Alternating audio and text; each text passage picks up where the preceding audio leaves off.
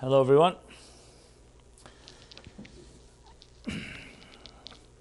Every week I experience both the miracle and challenge of technology, because on one hand, we used to have a class here filled with a full room, and since we started broadcasting, lesser people, but much more people watching online. So what would you choose? To sit with living human beings in one room where 50, 100 people, or 1,000 or more people online that you don't see, but they see you? What would you prefer? It's all right, you can think about it. Anyway, I just thought about it at this moment. I actually prefer the larger numbers because, if you're doing the class already anyway, you might as well reach more people. And as I always make clear that, today technology is still a one-way mirror. Someone can be sitting in a bubble bath or wherever they're sitting in their comfort zone. And I have to be more formally dressed. So I'm sure things will change one day when it will be two-way cameras, right, Eleanor? Because I know you've been watching. We're following your tracks. But now I see you, so good to see you. And so welcome, everyone. And the title of this evening's discussion, I shouldn't say evening because there's an avid listener that listens every week from New Zealand. Now in New Zealand, it's 1 p.m. Thursday, so it's not evening. So today you have to be careful. So good morning, good evening, good afternoon, whatever it is, wherever you are in the world. And the topic is, what are your 3 greatest passions? Now, let me tell you how it evolved, why I chose to discuss this. Is obviously when you interact with people all over. I just came back today from Kansas City. A very nice 2 days there, different lectures and talks, meeting interesting people. And people everywhere struggle with similar issues. It's just different cities, different names. But the issues of love and relationships, pain and suffering, anxiety, existential loneliness, all the struggles of the human condition are pretty much everywhere in the world. Would you agree? Like I remember when I came back from my tour, when Tour to Meaningful Life was first published. So I was on William Morrow sent me on a book tour across the United States. When I came back to New York, everyone in my class asked, so what did you learn? I said that people are miserable everywhere, not just New York. Okay, so I don't know if that makes anybody feel better. Misery likes company, but not really. But on the other hand, it's always how you look at people. I like to look if you look with the eyes of an angel, you see angels in people. If you look with the eyes of a devil, you see devils in people. That's how it is. It's what you project. Because the fact is, we are complex human beings, and there's no such thing as just black and white. Everybody has tremendous beauty and nobility and majesty and dignity. And then we also have our darker sides, our shadows. Sometimes very ugly sides, things that we may be ashamed of. Some things we may not even want to look at. And the fact is, life is not black and white. It's a combination. It's like a snowball. And it really comes down to choices we make and which will dominate and which will take the back seat. And again, that's not even consistent. One day we are in a more noble mood, and the next day you can be in a more less graceful state of mind. So the real challenge is really how to navigate and try to come out ahead. I remember once giving a class, on 81st Street. The class wasn't always in this location. It was in Upper West Side on 81st at the Brianner Shul, the Brianner Klois they call it, 81st and West End. So I remember we had then a bunch of seltzer bottles on the table, and for people to drink, So of course, the less experienced people, knowing the non-veterans, the novices who don't know how to open up a soda bottle, they open up quickly because they're impatient. And usually the whole bottle ends up on them and there's nothing to drink. So that's exactly what happened. Someone opened up a seltzer bottle and, exploded basically all over him or whoever it was and the people around. And I decided to, right there spontaneously to change the topic of the evening, and the discussion was the Kabbalah and lessons from a seltzer bottle. And the lesson is this: the secret to opening a seltzer bottle. I know you didn't come all the way here just to hear this, but there is deeper meaning behind it. And that is that when you twist it open, you do 2 turns one way and 1 turn back. And slowly, that way the fizz gets out. And if you do too many turns too fast, too slow, you may die from thirst. So you have to have this balance. But the key thing in life is like this. Life is never going to be just forward all the time. That's how it is. We're going to have setbacks. We will have disappointments. Things are sometimes not going to work. Dips and twists and turns and dips and highs and lows, etc. Make sure that when you're going forward, make sure it's always 2 steps. And when you go backward, 1. That way you're always ahead. If you're taking 1 step forward and 1 step back, obviously you'll never open the bottle. If you do 2 steps forward, when you're in that mode where you're the forward thrust, so to speak, and you're in a positive space, make sure it's always double the amount of the negative. And that way, you're always ahead of the game. You'll always be going forward. And there will be the setbacks, but they won't be taking you back to square one, essentially. Okay, nice lesson. I spoke about that for an hour and a half. I'm not going to do that, obviously, here, because that's already recorded. Now we're talking about the 3 things you're most passionate about. What are your 3 greatest passions? So, going back to the opening words I was saying was, so meeting people and seeing both sides of human beings, the beauty and sometimes the beast, and seeing how people struggle with it, and everyone in their own way, and trying, as I was trained and where I grew up and what I saw around me, was trying to help people become more beautiful than less beautiful. Let's put it that way. I leave for others to turn people and provoke the beast. So when you do that, you obviously, when you look at people and you expect and you try to look inside yourself for the more beautiful side of you, you find it, like in any case, and you try to focus on it and accentuate it.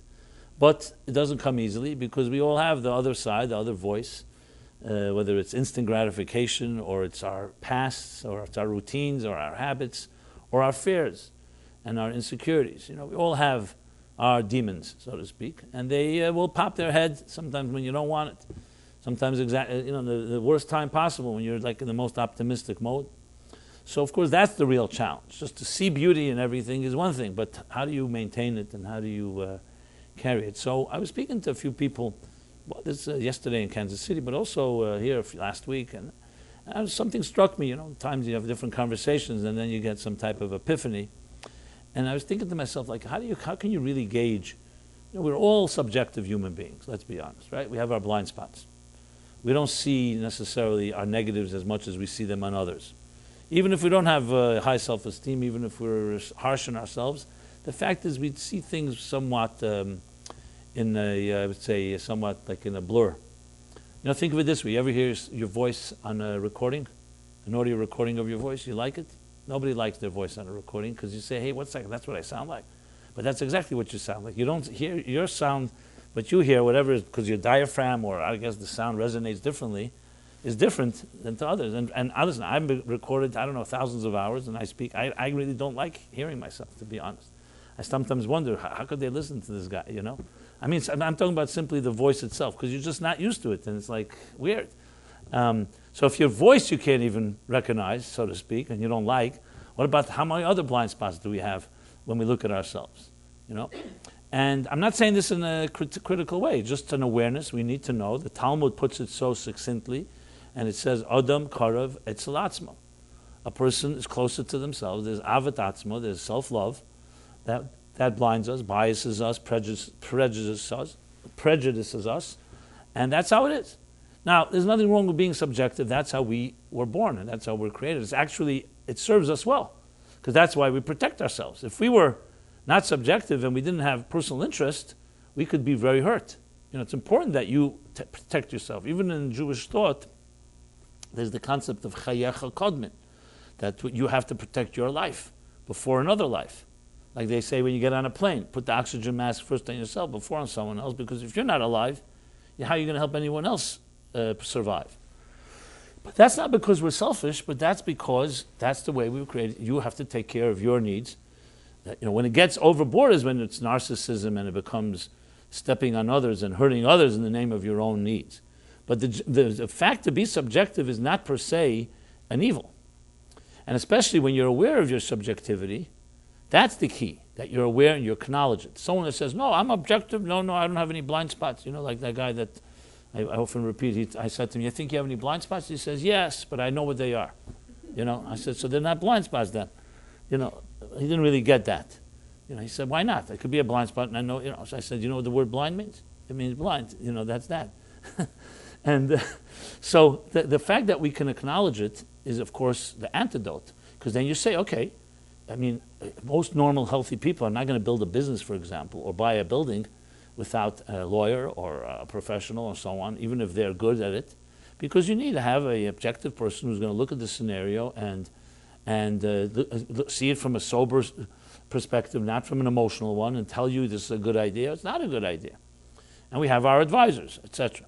It's true, many accountants like to say, I'm sure you, I don't know if you've experienced it, that accountants are people you hire not to listen to. And when you tell them the harsh things, they don't want to hear. They say, don't tell me how much what kind of mistakes I made this year. And you have any clients like that? Okay. So that's how it is. Like, consultants you hire consultants, you pay them top dollar not to listen to them. So at least you feel good. You talk to someone, say, I talked to someone, but did you listen? That's another question, So the subjectivity that we all carry within ourselves poses a very fundamental challenge. How then can you know that you're on the right track in your life? Many of us may think we're doing really well, we're in the right business, the right relationship, we're living in the right place, whatever our journey may be, whether it's our spiritual, psychological, emotional, personal journey. If we indeed are subjective, maybe we're completely in the wrong place. Now, obviously, one way is to talk to others that you trust and try to get feedback. But you can't talk to people all the time. There are major decisions we've made that we live by and we're invested in already. So it's a very good question, especially, because when a person is, let's say, going 90 miles an hour, you can't just suddenly say, okay, let me figure out my life, because you're going so fast that the momentum is just carrying you. Which, of course, creates the situation where many people will say, I do feel adrift. I feel adrift. I feel like I'm not the captain of my own ship. I feel what controls my life are really my circumstances, my job, expectations, my relationships. This one demands that one demands that. And that really drives my day. I mean, many people will say that. It's sad, but that's often the truth. Now, how do we get there? It's an accumulative process. You get into situations, not necessarily always mistakes. You get into situations, there are expectations. If you have a job, there's accountability. If you have family, you have children, you have other commitments, and so on. But then once they take over, then in a way, where are you? You can get lost in the process because, so to speak, your coordinates are controlling you instead of you controlling them. And then, so when questions come up like, are you finding happiness in your life? Are you finding fulfillment? Am I doing the right thing? Questions like that. And am I really realizing my potential? Am I fulfilling my calling? I'm getting out to bigger transcendental questions, existential and transcendental questions. Then the rat race, or the 90 mile an hour, or whatever speed you're going, and plus your subjectivity doesn't allow for a lot of clarity. What is that story they tell? This guy, a heart surgeon, brings his automobile to a mechanic, and the mechanic fixes his car, and then the mechanic charges him and says, I have to ask you something, the mechanic says. I'm charging you whatever, $25 an hour, $30 an hour. How much do you get for when you do surgery, heart surgery on someone? So the doctor said, a little more than that, but how much? A lot more than that. Thousands of dollars an hour, $10,000 an hour, He says, explain to me. I'm fixing your machine, and I'm only getting $30 an hour. And you're fixing a human machine, and you get, what amount you get? So he says, yeah, we'll try fixing a car when it's going 90 miles an hour. That would be very difficult. So it's an interesting answer. I don't know if it's still worth the price, but it's clearly a contrast. So how can you really expect to just stop your life and say, okay, so I'll stopping everything. I'm going back to the drawing board. Let me figure out whether from A to Z is my life, am I doing the right thing in my life? That's very difficult to do and very rare. Unfortunately, it often happens, when? In the worst times. Crisis causes that. When there's a death, God forbid, a loss, health crisis, but who wants to wait for that to have to go reassess your life? In a regular, healthy, so-called regular rhythm of life, it's not something we are look forward to do. So with that said, of course, so the big question becomes, so how do you maneuver then? Today we have therapy, and we have all kinds of other so-called self-help and methods and gimmicks and tricks and whatever it may be. Hobbies, we're not a loss for hobbies and opportunities. With the internet, you could spend your whole life just browsing and finding all kinds of stuff. But as we all know, that doesn't necessarily free us and emancipate us. It just gives us maybe too many options. And it definitely distracts us. That's for sure. So is distraction the solution?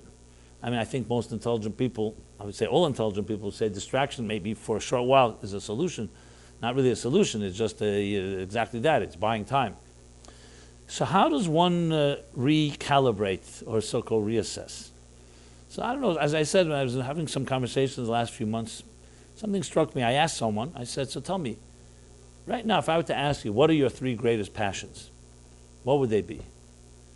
So first, he didn't want to answer the question. Then he did, and I understand why he didn't want to answer, because he was embarrassed to say. But he was being honest. And I realized it's an excellent question to really challenge ourselves and each other of where you're standing. Because your passions are really going to indicate where you're at, whether for good or for bad. Where you've placed your priorities now. Again, for good or for bad. It doesn't mean it's good. It can be really very low standard, or it could be something of a higher level.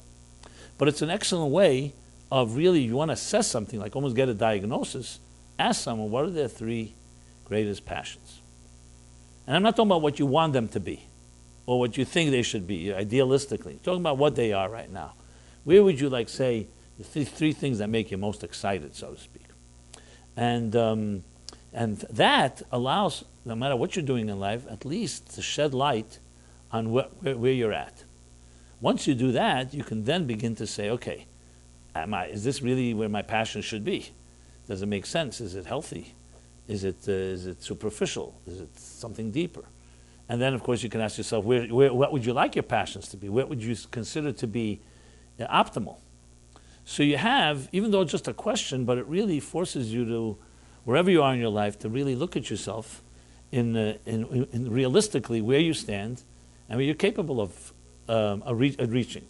But without that type of honest appraisal and sense of auditing yourself, really, how can you really get anywhere if you're not ready to challenge yourself? So I'm not suggesting that anyone must do what I'm ask this question, but since I do have the floor here and the camera, so I am throwing out this thought, and take it or leave it.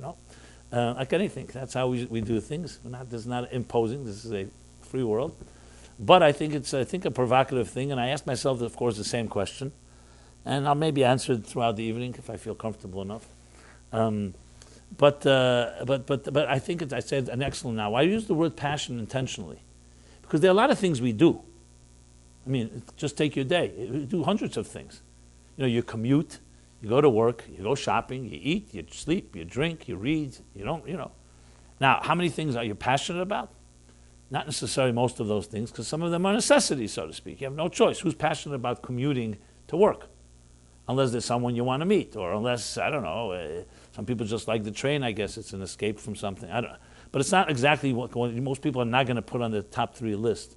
I love commuting and spending 2 hours in a rush hour. Frankly, sometimes it could be comforting. I've been in that situation. Now you have the radio on or something's going on, you're not in a particular rush, and you're stuck in the rush hour traffic. But I don't know if it's a thing you want to do every day, even though there are people that do. So there are many things we do that are tedious. We have no choice, we do it. Some people like it a little more, like it less. But the word passion is a unique word because it forces you to distinguish between the things that are so-called you just do by mechanically or by rote, and the things that you do because you get stimulated by them. That's a very big difference. So I'll tell you what this person told me, and his own name, so it's not breaching any confidentiality. He said, he didn't even have to think long. He said, my passion, football, sex, and money. Those were his 3 things. So I asked him, so what do you think? You think that's something that you want to be proud of at the end of your life? You could say these are the 3 passions you're leaving your legacy? He said, absolutely not, obviously not, because they're all short-term and temporary. And but that's where he's at. He was very straightforward and very honest. And probably, I would say, millions of Americans would probably agree with him, or agree. They would say the same thing. Maybe in their football, maybe basketball. or some other entertainment. Interestingly, which I pointed out to him, I said, not one of the three is, as you just said, has anything that's permanent. It all is short term. I mean, it may be pleasurable, it may be very exciting and get you stimulated. And because you said the word sex, you didn't say relationship, you didn't say intimacy, you didn't say building a relationship with someone, and part of that is having an intimate relationship. He said, I know, I said it exactly what I said because I don't have that. I have the momentary pleasures and the instant gratifications. So it was so clear to me, it was so crystal clear, like suddenly just saying those three things, you get a snapshot immediately of a person's life. And I'm not saying this in any derogatory way, because he was being honest, and it wasn't a question of right or wrong. That's reality. Well, what was the next part of the conversation? He turned to me, he said, so what are yours? Okay. So I answered him. And I answered him honestly as well. There are none of the three that he said. Okay? And I told him, because I'm very passionate about things I do, but I was thinking, what are the three? So I said to him, number one is when I study Hasidic thought. I mean, there's a passion that nothing that I do in my life parallels that. I feel immersed like a fish in water, which is a mystical, spiritual ideas. To me, it's like listening to music of the highest caliber. The second thing is when I teach and I communicate with others. And the third thing, what was the third thing? I forgot what I even said. I remember. Communicate, teach, and communicate with others. Yeah, the third thing was when I help somebody get rid of a block in their lives. Some block that doesn't let them, some impediment that doesn't let them move forward. Oh, no, that wasn't the third. That was part of the second. The third thing was my grandchildren. That was it. I said my grandchildren. That's a new thing since the last few years since I have them. My grandchildren. You know what a grandchild is? Yeah, okay. Yeah, good. Okay. And that's what I said. Now, you know what happened next? He started crying. He says, I wish I had one of those three. Now, I wasn't saying it, this to me was as spontaneous as he was. I didn't think about it a lot. Those are the three things when I think about it, what the most exciting things that are happening in my life on an ongoing basis. I don't mean, of course, in stages in your life. There's always moments that obviously I've had different experiences. But if I were able to say on an ongoing basis, presently in the last number of years and so on, and it's an interesting thing, when I responded to him, I started saying to myself, I didn't say this to him, I said, what distinguishes us?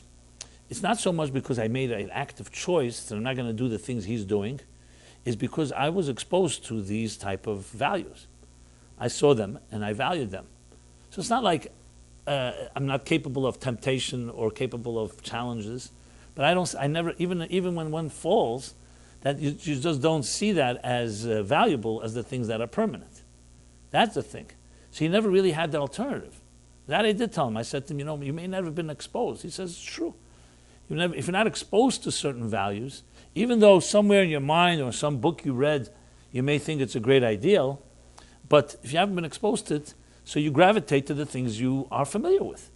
I mean, basically, you're going to choose the passions of that which you are familiar to you or which have been made available to you.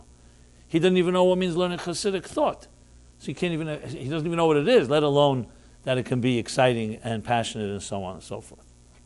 So I don't know if I shared this analogy, but 2 weeks ago, one of my mentors, who is Rabbi Elimelech Tzvibel, he was a mashpia, a teacher of Hasidics, in my formative years when I was in Morristown, New Jersey, in the yeshiva.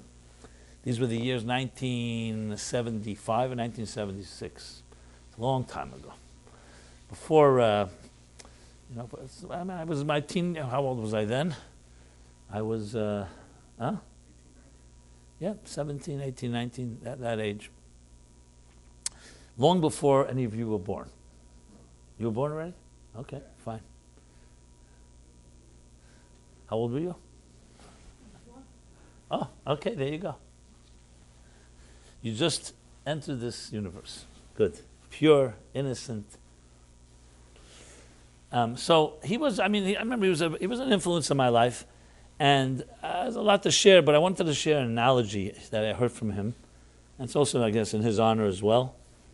So I asked him once that when you study these deeper ideas, especially in mystical teachings, You read about very high, lofty, and extremely high quality, high standard life, which sometimes seems inaccessible. To live a life where you literally are completely in another state of spiritual consciousness and awareness, and don't allow yourself and ego to get in the way. Things like that. So even though they make sense and they're beautiful to aspire to, but to really say you can live on that level for an ongoing period is not that easy. As I said, we all have our challenges. So he shared. So I said, so what's the point of learning it all? I have many answers I can give today myself about it, but that was a 17-year-old kid asking him the question. I was just beginning, entering the foray of these ideas and teachings, and it's beautiful. At that age, if you can be exposed to really high-level standards, it's like think of a music teacher. Even when they're teaching a student that is a beginner, you play for the student. You show the student what the great masters have done, what the greatest composers have done, the Bachs and the Beethovens and the Mozarts and so on. And just like an artist, even in an art school, even if it's a beginner student, you want to show them what the great masters, the Rembrandts and the others, have done in art. Why? You may never become a master like that, but you have then a perspective. It's like a backdrop. You could see, wow, what they've done is unbelievable. It gives you a sense of, first, the humility, of course, but also what is possible. And it's critical to always know what's possible, even if you don't reach there.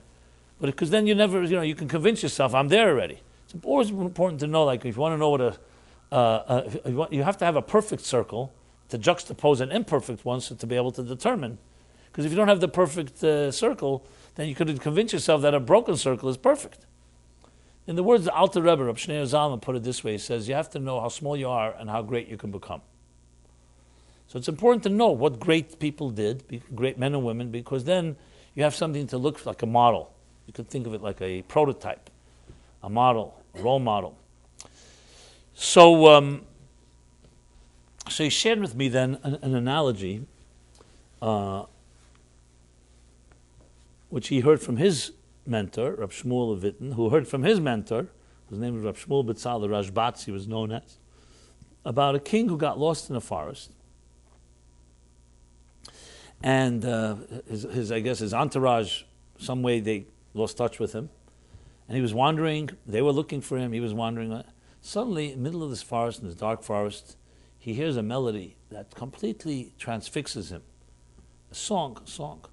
And he's mesmerized by it, feels transported to another time and place. Forgets even that he's lost. And he's just listening to this melody, completely consumed. Finally his entourage comes by and they see him, they see he's in a different space. And of course, they lead him back to the palace, but he can never forget the feelings he had hearing that melody. And he wanted to recreate that melody. And so they said to him, so sing us one little tune, and maybe we can. But he said, I don't remember. I just remember the effect it had on me. I don't remember the tune.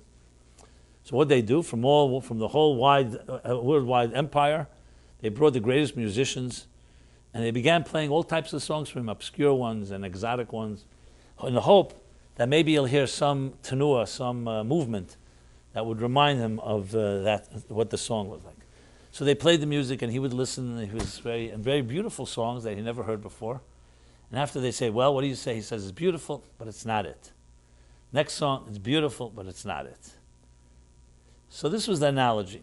And the analogy he gave was, for a soul, before it comes to this world, a soul lives in its spiritual realms. It has and if you read the Kabbalistic and the mystical teachings, they talk about song, music, as being the language of the soul. Which means that, if you asked, how do bodies transport? How do we transport bodies? Basically, it's transportation of a physical entity. We have legs, thank God. We have, if we need to travel quicker, we have unicycles and bicycles and tricycles, etc. We have motorcycles, and we have cars and automobiles and boats and ships and planes and helicopters, the works. That's how we travel. And but someone asks you, how does a soul travel? How do you move a person? How do you move someone? Because you can have people who have billions of miles of frequent flyer miles, and their soul hasn't moved an inch in years. And you have people I've seen who can sit under a talit, under a prayer shawl, Shabbat or holidays, for 5 hours. They don't move anywhere, but their soul is moving millions of miles. So how does a soul move? What moves you? I'm not talking about moving you from your chair to another chair. We know how that's moved. What touches us? Song touches us. A song transports you. You suddenly hear a song, it can take you to another time and place. You're in grief, it can bring you joy. You're in joy, it can bring you grief. It can make you cry. It reminds you of things. Sometimes you don't even remember what it reminds you of. Just the touch of something. It's a different type of language. So Hasidic thought makes a big fuss about it, that song is not a language of humans. Humans compose music, but the language itself is a divine language. It's a gift we were given. I don't know if this has a source or not, but there's a parable, maybe I made it up, to be very honest. But it works, so why not? And I'm full disclosure, it may be no source. Simon Jacobson may be the source. So that when God created the world, he asked the angels, he consulted with them, should he give the human race music and art? And the angels deliberated, and they came back, no, absolutely not. They always say no to these type of questions. They say, why? Why shouldn't you give? Because the human beings are going to abuse it. They'll commercialize it. They'll use it for selfish purposes. They won't appreciate song. Give it to us, and we'll sing your praises. We will live the world up to another place. So God considered what they said and said, no, I don't agree. I'm giving it to the human race. And his reason was, because I want to give the people something to remember me with.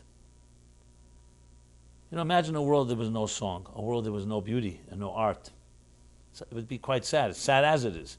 Imagine without that, you wouldn't even have that type of release.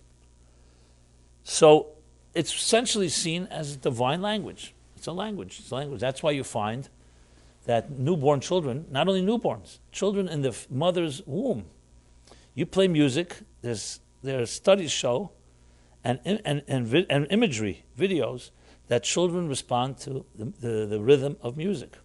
Babies in the mother's womb. Now, that's a real question. How? They never heard song before. Why would they respond? Language is also pretty miraculous, that by age 2, 3, a child could be speaking. And but there you could say, fine, they have some form of language. There's different linguistic theories on this matter. And they hear it from their parents. But here they didn't hear anything. No one sang to them. It's not like... So Hasidic thought makes it very clear, because song is the nature of the soul. The soul only knows the language of song. It's actually regular language that is new. The soul moves through song. Rabbi Shneur Zalman, I mentioned earlier, says that the only way a soul can move from one place to the next is through a song. Without a song, you can't move. That's why there were 15 steps in the Holy Temple. Shir HaMalot, it was called, the Song of Ascents. There were 15 steps. You can't climb a step without a song, because song is what moves souls. So to go back to the analogy I gave before from the Rashbats, so the soul is very familiar with beautiful songs. But then it comes to this world, and on a conscious level, it's made to forget. But we search for it. Some people say we search for the fountain of youth, we search for our inner child, we search for beauty, we search for paradise, we search for nirvana, whatever you want to call it. We search for the beautiful song. And we'll go through our lives looking for it all the time. You could say we're searching for love. We're searching for the nurturing. We're searching for that connection. And we try different things. We try a more aesthetic and ethereal type of pleasures. We try more carnal pleasures, physical pleasures. And they may be very pleasurable. But once you heard that song, you say, you know what, that's very nice and pleasurable, but it's not the song that I'm looking for. So in a sense, when you're exposed to a higher standard of whatever it may be, soulful things, then yes, you may be passionate sometimes about something that's quite superficial and quite actually even embarrassing. But if you've tasted from something that is really, really on a high level, you say, it was very pleasurable, but it's not it. It's not it. So the question, going back to the question, what are our three greatest passions, forces us, number one, to define where you're at. What excites you right now? And then it forces you also to ask the next question, which is this all there is? Is this all you expect of yourself? Now, if you've never been exposed to anything but seemingly, let's say, physical pleasures or short-term ones, then of course those are going to be the three passions of your life. But then you could be challenged and said, okay, is that really what you feel is the most you can expect of yourself? Do you feel you can be passionate about giving birth to a child, for example? Or passionate about loving somebody else, another human being? And I'm not talking about the sex per se. I'm talking about love itself as a giving, passionate about giving, or about many other things that are not quite, as I said, self-interest oriented. So many people will start saying, something, I never thought of it that way, but I think so. So the question really, in answering this question, you really can begin a new journey of looking at yourself in a new way. And I'm not trying to be over dramatic. I really believe that's possible. Now, if your answer is, my passions are already ethereal or of a higher level, great. Then, of course, the focus is of how to reinforce that and you can always grow in that area. But it does come down to that. When you see a person, and I'm sure everybody here, somewhere in their lives have seen special people. A person who gives off that aura, someone you want to be around, kind, caring, loving. There are enough people around us that drain our energy and don't make us feel great. That we know. But there are rare, maybe not so rare, or individuals you meet in your life that you're around them, you feel good. You feel good, you feel confident, you feel cared for, you feel someone that has some integrity. Again, I'm not suggesting it's easy to find. Many of us thought we had found people that we could trust, and then they betrayed our trust. So, of course, that doesn't create exactly a very conducive and welcoming attitude. You usually become more cynical. And then you say, you know what? Maybe there's no one you can trust. Because who knows, push comes to shove, anybody can hurt you, even the people that seemingly are supposed to love you and so on. But I would like to believe and hope that maybe all of us have met someone, at least one person, that yes, that person would never betray and never hurt. But more importantly, they only would give and be kind and caring. Now, what happens when you meet a person like that? You know what happens? You're changed forever. Because even though you may never see that person again, and though you may never meet another person like that again, but you heard the song, saw something like that. And when you see something like that, like the story with the king, the analogy, you may experience many things in life. But you'll always say, you know what? It's beautiful, nice, but it's not that song. And I say that in a positive way. Because it gives you it like etches in your memory and your being something of a higher caliber.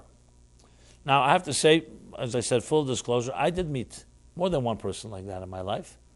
Obviously, the most prominent was the Rebbe, the Lubavitcher Rebbe, who I had the privilege to write and publish many of his talks and work closely to him. But what really touched me about him was not because he was just I grew up in a community where he was definitely a presence, but I saw things. I saw certain things that I knew, and I'm a skeptic by nature. Trust me, I don't buy into things so quickly. But you could tell certain things about people. You can tell certain humility. You could see them under certain circumstances. Great people are not about themselves. People think, great person, in the presence of someone that's great, you sense charisma, and they're powerful, you'll do anything for them, like you're completely blown away in that way. That's, to me, not greatness. There are people like that, and they're very powerful, and they do have that so-called energy or charisma, whatever you want to call it.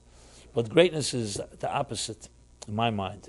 I remember when the Rebbe passed away in 1994, the summer, in the beginning of June, and I was on Charlie Rose 2 days afterwards. The passing was on Saturday night, Sunday, and Charlie Rose was Tuesday night. So it was a very emotional time. It was difficult for me, for many.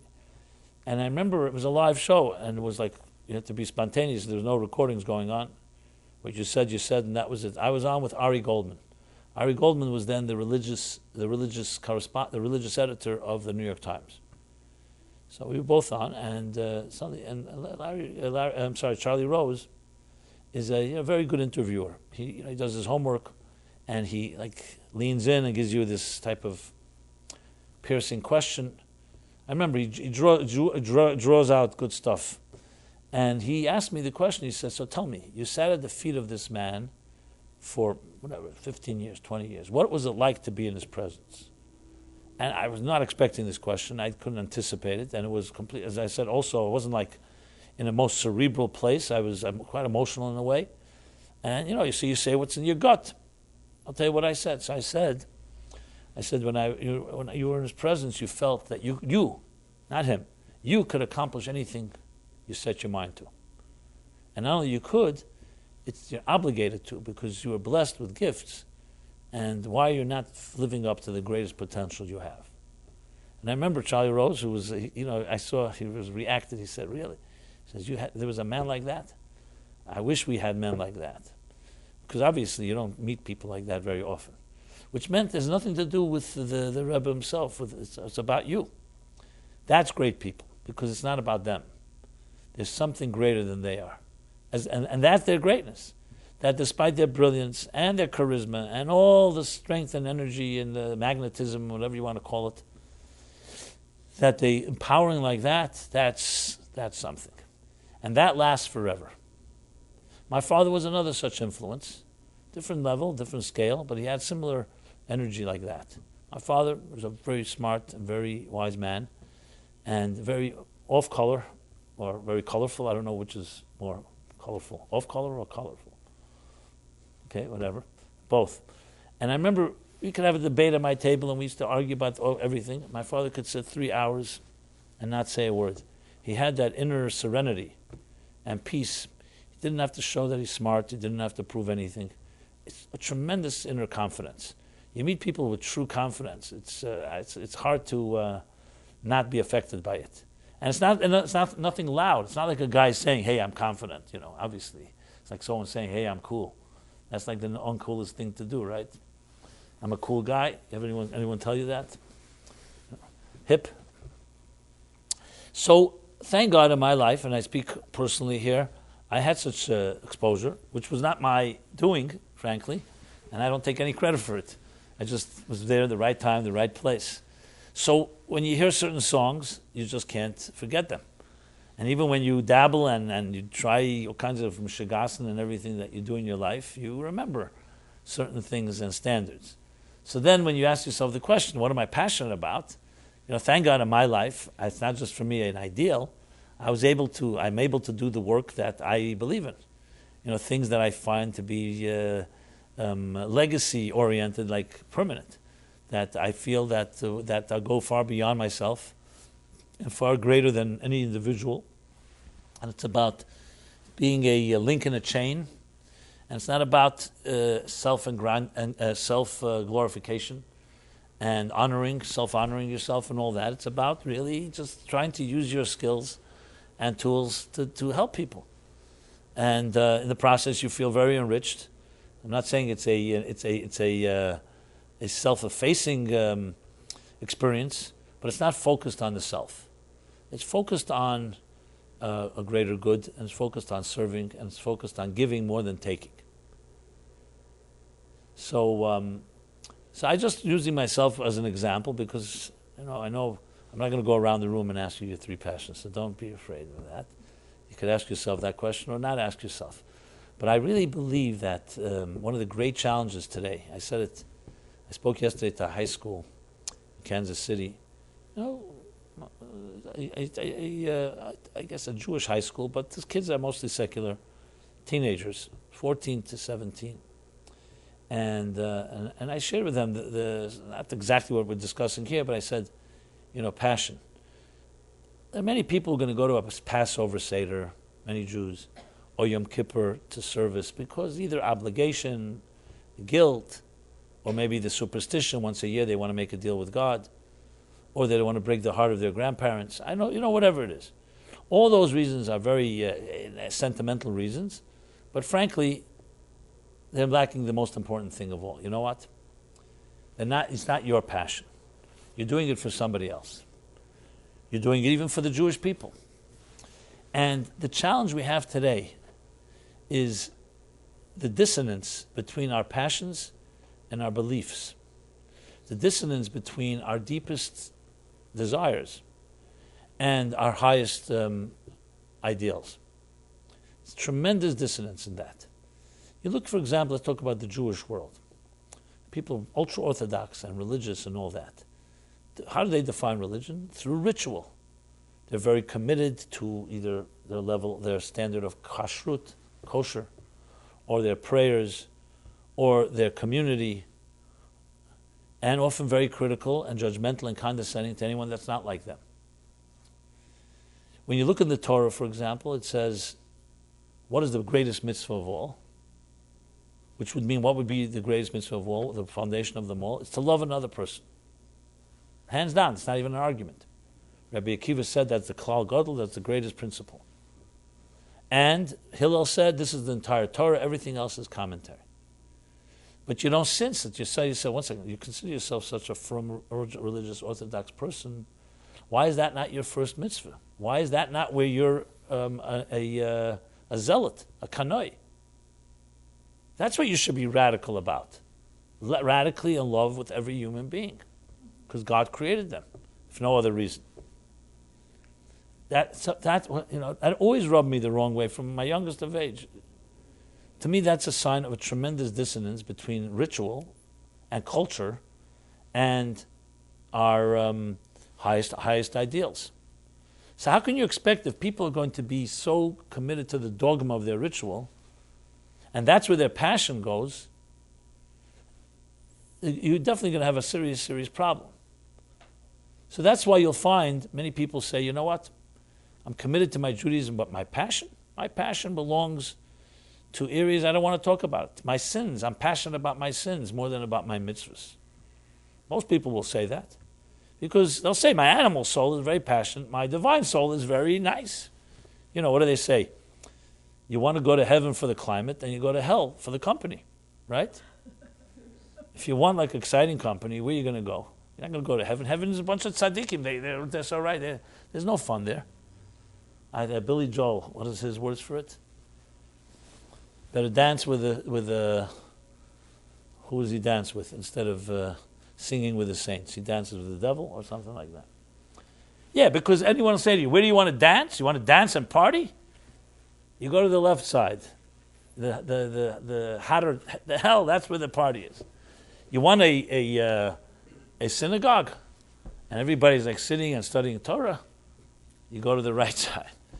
So basically, what's happened is that passion has been given up to so-called the devil. You know, the passions of the flesh, etc. But let me suggest something a little radical, if I may. Do you think that a truly spiritual person does not have passion? They're just the object of their passion is different. It's not football, and it's not sex, and it's not, what was the third thing? Money, that's all.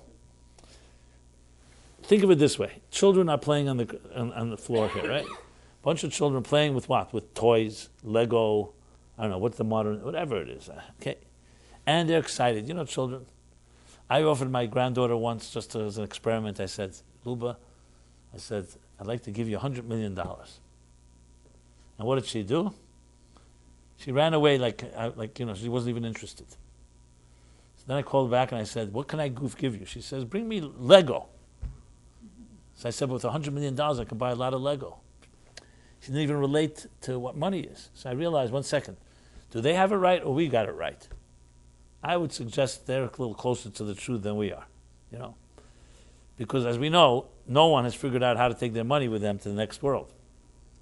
Okay, so my point that I'm making is you have children playing with toys, and they're excited and passionate, that's all they need. Now you're probably not going to get down on all your fours to play with these toys unless you're playing with your child or something. You go a little older, you may have passion in reading a book. A little older, you may have passion in playing the stock market or going to Vegas. You know, then you may have passion in all kinds of things, healthy things, unhealthy things. Now, the passion itself is really no different. The only difference is the object of the passion. When you're a child, your objects of passion are more childish. And when you're an adult, officially they should be more adult. Not necessarily they are, but they should be. So do you think a refined person who's achieved great heights in their own spiritual growth and emotional and psychological growth doesn't have passion? Of course they have passion. But their passion is of things that most of us won't value because we don't see anything exciting about it. So they can have passion about something completely soulful and spiritual, which someone who's not in that world will not relate to. So it's not that there's less excitement or less passion, it's just a question of what the object is. Now, if you've never learned, if you ever broadened your horizons to that level, you may never appreciate it. Like I said, if you never heard the song, you never heard that music, why would you even think it's valuable? So the challenge is not what passions we have. The challenge is, are we ready to expand our horizons? Are we ready to experience new levels of I could say, desire to things that are more superior and more higher quality than what we've exposed ourselves till now? It's very hard to tell somebody, you know what? You have to give up the passions and the desires and the pleasures of your life to live a life of no pleasure, no excitement, no joy. That's almost very, very difficult. Are there people that have done that in history? Yes, there are. Certain monastic lifestyles and certain type of self-deprivation. But that's not what Judaism and that's not what a true mystical journey necessarily has to expect. I'm not going to get into those that have done that. They're able to do it. Is it healthy? Is it good or not? But it's definitely not for most of us. But if you say to someone, you know what? You're not giving up. You're not being deprived of anything. You're just replacing a toy for something a little more sublime. And you're going to have, not only you're going to have more the same passion, you're going to have more passion because it's a more sublime passion and it's a more sophisticated one. So the challenge is, well, I'm addicted to my little toy or to my candy or to my whatever it is. But it's not so difficult because you could say you're not giving it up. You're just learning a different way to experience pleasure. Now that really is the real challenge in life. That's how people grow. When they're ready to say that I'm not going to be trapped by my previous so-called candies, or I don't know what the word for this,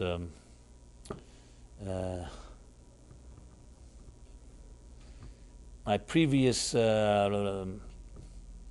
joys and desires, objects, my previous toolbox, and find a more sophisticated toolbox and higher objects of desire. That's the ultimate challenge.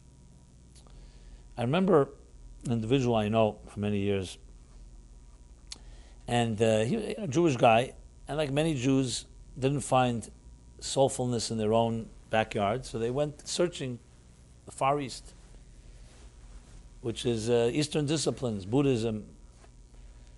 And this is what this fellow did, and he became a very avid Buddhist. I met him when he was beginning to explore some. He used to come to my classes, explore Judaism. But in his lifetime of searching for Buddhism, he obviously got connected to a lot of the symbolism and ideas in Buddhist stuff, and some of it borders on, maybe you can call idolatry, objects, and images and so on. And then when he began to so-called reclaim and revisit his Jewish soul, he began feeling very guilty that he had all that stuff, but he was very also connected to it. So he asked me, so I said to him, listen, you're going to have to make a decision at some point. And he said, but I feel like I'm almost betraying my previous spiritual discipline because it really saved my life, it helped my life. So I say, look, maybe you should make a goodbye party and say goodbye to that part and say, I really thank you for bringing me till here, and now I'm moving to the next level. And if they really are your friends, they'll celebrate with you. And he did something like that. I actually got the idea because I'd read somewhere about someone who suffered a lot of abuse in their childhood. And as you know, anyone that suffers like trauma and dysfunctional home and so on develops their own toolbox, their own instruments to protect themselves. We all develop our defense mechanisms. And some of them are very, very elaborate and sophisticated because, like if someone punches you enough times, you start developing a method to prevent the punch. You don't want to be hurt. And emotionally, psychologically, it's not a physical armor, it's emotional armor. And armor is armor. It can be very formidable type of defense. And you develop tools to deal with an abusive mother or abusive father. I'm using extreme examples, but it could be a little more subtle, but it's the same idea. Because you want to protect. Our child God has blessed us with tools to protect ourselves from those that hurt us. Now, some of these protections are all of them, are actually can save a person's life. You know, they particularly in severe sexual abuse. I'm just using this as an example. It's not like I want to talk about it. You find the concept of out of body, that children who've endured abuse like that will become out of body, because they so cannot tolerate, they can't accept that something like that is being done. So they almost like, it's not me. They almost can describe it, when they do describe it, like it's happening to someone else. And they develop a separate personality, the personality that's being hurt, and the personality that's the tougher one, that, so to speak, cannot be hurt. Now, I've coined it the type of psychological hypothermia. You know what hypothermia is? Is a phenomenon where, especially children, who, let's say, fall under the ice. So there was a time they would find them, and they seemed to have died, frozen to death. Then they realized that some people were not dying. Hypothermia was a scenario where the body goes into such shock that even the vital organs stop. The body's doing everything to preserve itself, so everything closes down, and there's no heartbeat, and you could think it's dead. But until you warm the child up, and they come back, and then the organs revive themselves. But there were people who actually were declared dead because they didn't realize this, I don't know, 100 years ago, 150 years ago. So when you think about it, it's like, I mean, it's tragic, but on the other hand, it's like a miracle that the body knows that to preserve itself is going to shut. It's like shutting down all the systems just to preserve that last, pilot flame. So psychologically, it's also true when you're in a situation where there's a lot of danger. What God has blessed a human being with the capacity to do things that are extreme to save themselves. Now, what happens, however, once you come out of the danger? And you've already developed this armor, and you can't just say, hey, it's over.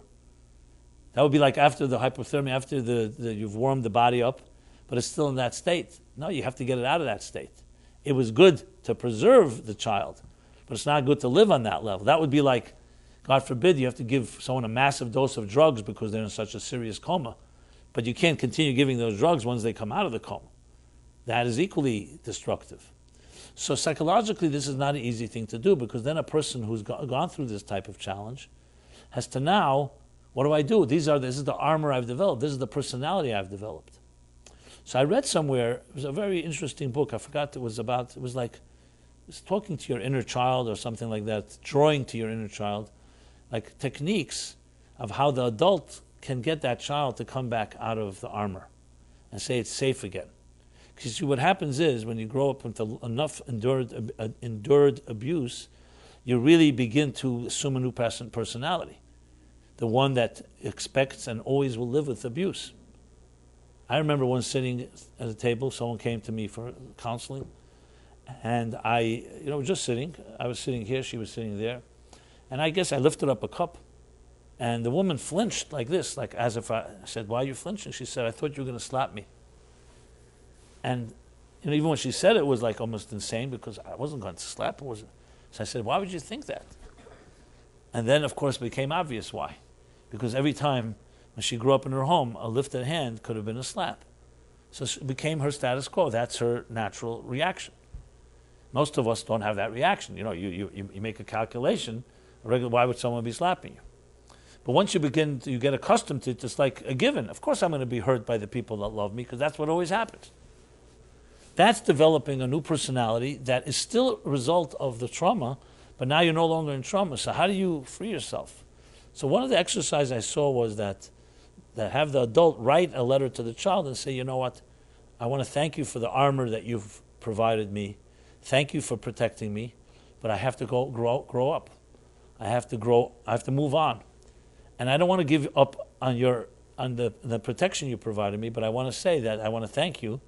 That's where I got the idea. So essentially, to go back to what we're discussing here, the challenge is that we get attached to the things that helped us.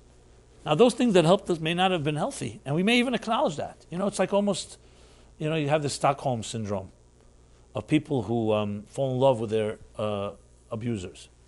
And you think, it's like, that's crazy. How is that possible? Someone that, a wife beater, why would the wife, be attached to this person? And you have people who've been taken hostage and kidnapped, and they suddenly get attached to their captor. Doesn't make any sense. But because there's a survival mode, and survival mode, you need that person's compassion or so on, protection. At some point, you develop a certain type of dependency on it. It's like a dependency on a drug that is not good for you, but it's a drug.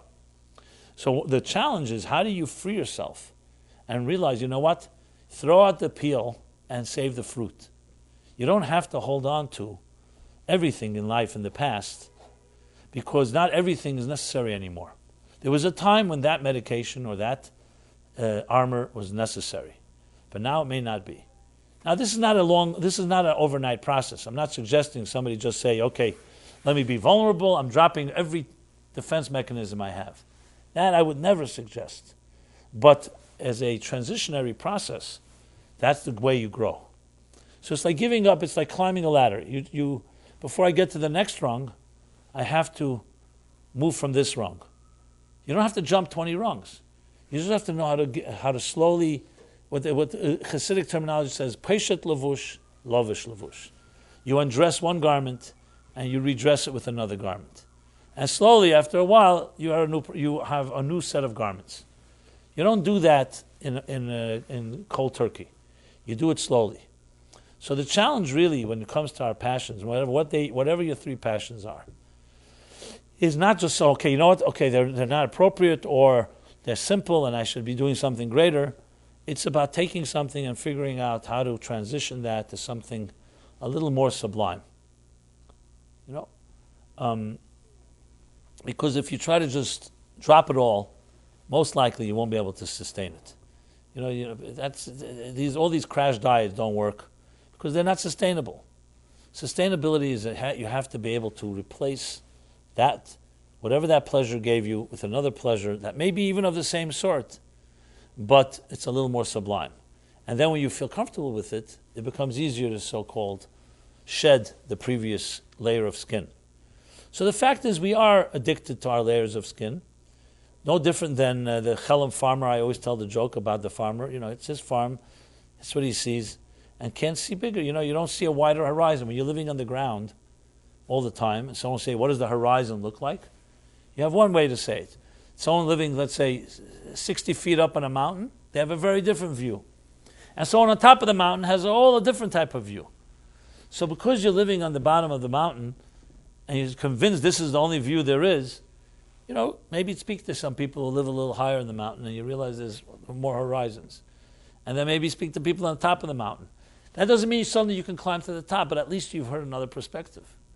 So that way you can say, you know what, maybe it's interesting. Maybe I'll visit there one day. And as you do, you become less trapped by your own, because that's what happens. We get locked in the things that keep us comfortable and locked in the things that protect us. So it's maybe good for that moment, but it's not good for growth. And often, I see this all the time, that people are, at the end of the day, their own worst enemies. It's not outside enemies. You can blame others, you could say this one, that one, that one. At the end of the day, we have the power to transcend, and we have the power. No one controls your destiny. Even those that suffered greatly. I said in Kansas City, it was for the 5th yard site of a woman who 27 months lived under a barn during the Holocaust with her husband and another family or 2 family members in a city in Poland under a barn. 27 months. They finally survived. All the family obviously perished. And they got out. Cities in the United States were sponsoring different refugees after World War II. And they ended up in Kansas City. She built a tremendous real estate empire. Maria Da Vinci is her name. You can look it up. And she studied in Beis Yaakov in the schools in Poland. And she came from a religious home.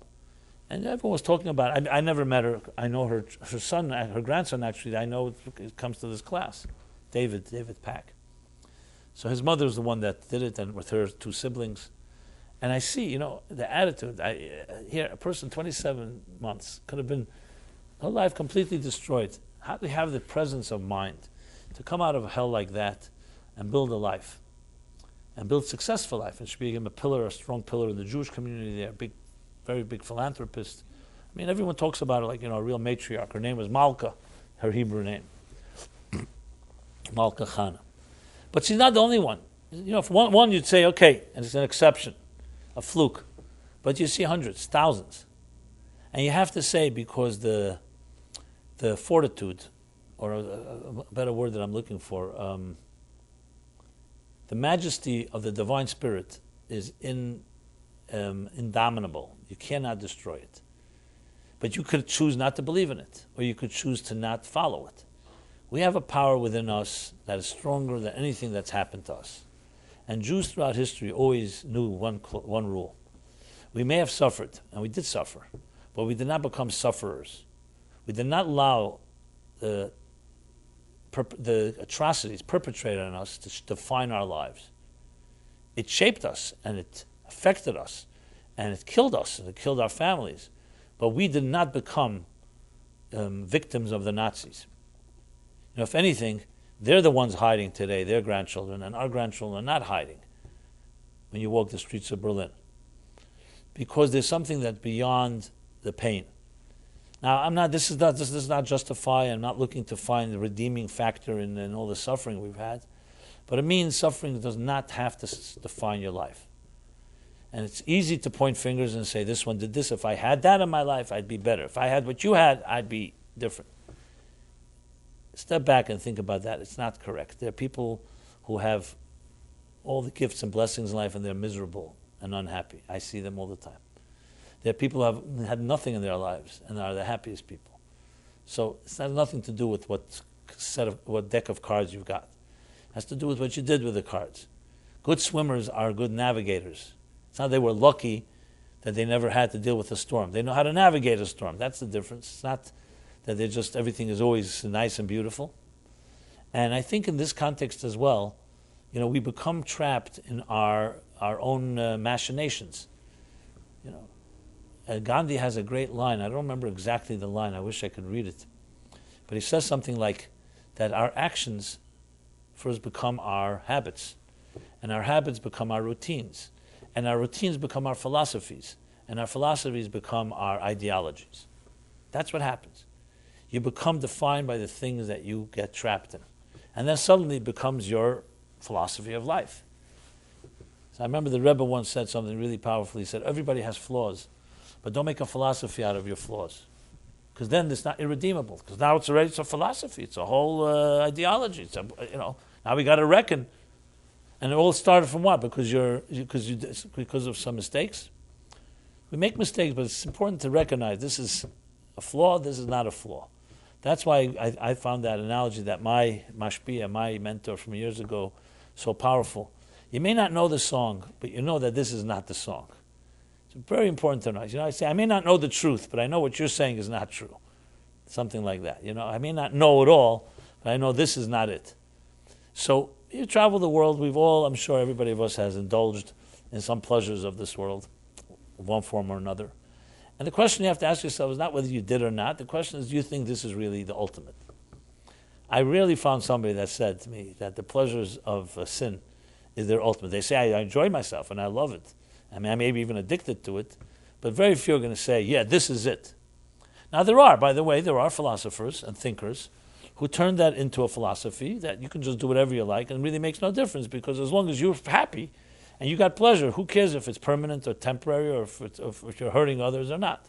Okay, I'm not going to go there. That's another story where people just use their mind to justify anything they want to do, and then there's no one to talk to. I'm talking that we have some measure of honesty. So, what should I say, my friends?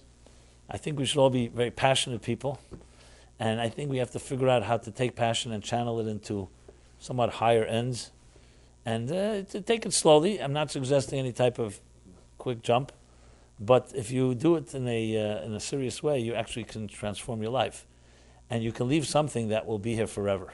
Imagine being passionate about something that is not overnight, is not a one-night stand, is not just an immediate thing. Passion plus eternity.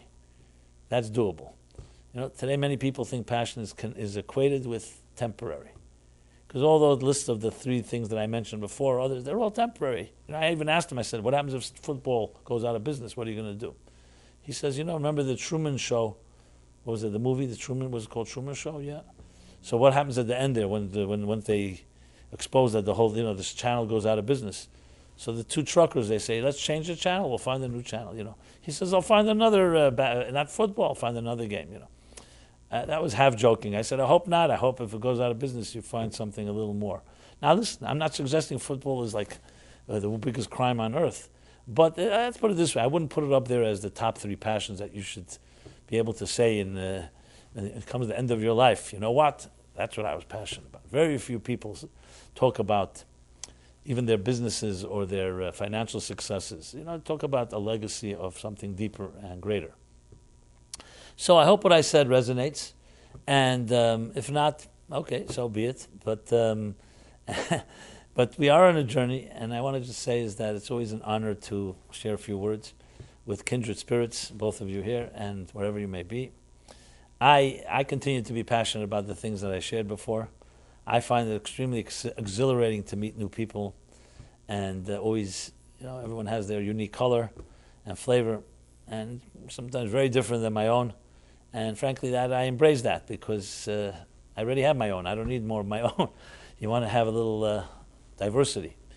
And that's where beauty is created anyway, diversity, harmony within diversity. So I hope, I've been giving this class now, who knows how many years. Well, I know how many years actually, from 82. So we're talking now almost 35 years. Yeah, and it's been a great journey because I met many beautiful people, great people, and seen a lot of stuff, seen a lot of pain too, but it's all part of it, and hopefully we can transform it all into some beautiful mosaic. And please see me as a friend, a fellow traveler, and in any way that I could be of help to you. And I hope we can share many beautiful occasions. And if you do want to submit and tell me, even anonymously, what your 3 passions are, I'd love to see that. I know it's a pretty personal question, but it'd be interesting to compare notes. And hopefully we can use it as a springboard to, as I said, climb the ladder. As the Tzemach Tzedek, I'll just share that as a closing story. As he was a little child, he was playing with other children on a ladder. And all the other children were afraid to climb to the top, and he climbed to the top. So his grandfather, Alter Rebbe, asked him, why were you the only one that climbed to the top? So he said, because the other children, when they were climbing, they kept looking down. So they saw how low they were. They saw how high they were, so they were afraid to climb higher. When I climbed, I kept looking up. I saw how low I was. I climbed higher. It's very easy to look back, and when you hang around people that are less accomplished than you always feel good. You know why? Hey, look how much I've done compared to them. But when you hang around people who are more accomplished than you, what does it do? Kinat sofrim tarba chachma. It creates a certain, hey, I think I've achieved so much. Look at that. So even though it's more comfortable to look back, to look at your achievements, because in that way you don't have to do anything more, but it's far greater to be able to look up and want to climb more higher and higher. And at the end of the day, our souls are like flames. Ner Hashem nishmat adam. A soul is compared to a flame, and a flame is the only physical object that defies gravity. So my friends, defy gravity, soar, fly, and reach the highest possible passions we can in this world and beyond. Everyone have a great week. Be well. Okay. And Eleanor, it's good to see you. Is there room for questions? Sure. I was wondering, how do you connect the emotional armor that you spoke about with the questions of actions?